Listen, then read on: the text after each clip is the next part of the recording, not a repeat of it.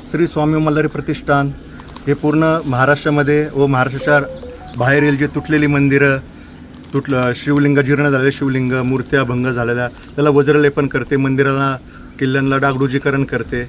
ही सेवा आमची गेले 16 वर्षापासून चालू आहे. आणि जसं की आम्हाला समजलं आणि काय अशा गोष्टी व्हिडिओ व्हायरल झाल्या की छत्रपती तारा आणि साहेबांची समाधी पूर्ण जीर्ण झालेली आहे, तिथले शिवलिंग वगैरे पादुका सगळ्या जीर्ण झालेलं आहे. मग तिथे आम्ही पोचलो, जागेवरती पोचलो आणि काय करता येईल असं जे गावकरी सरपंच साहेब आहेत त्यांना विचारलं.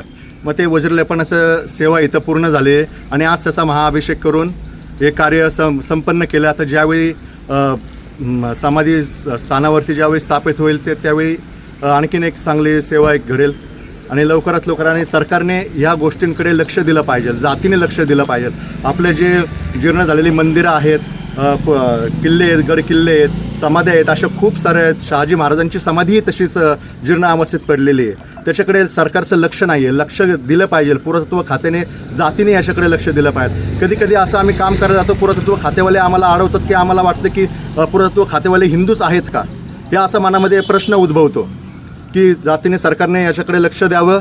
ही सरकारला आम्ही हात जोडून नम्र विनंती करतो, पुरातत्व खात्याला विनंती करतो. जय मल्हार, श्री स्वामी मल्हारी.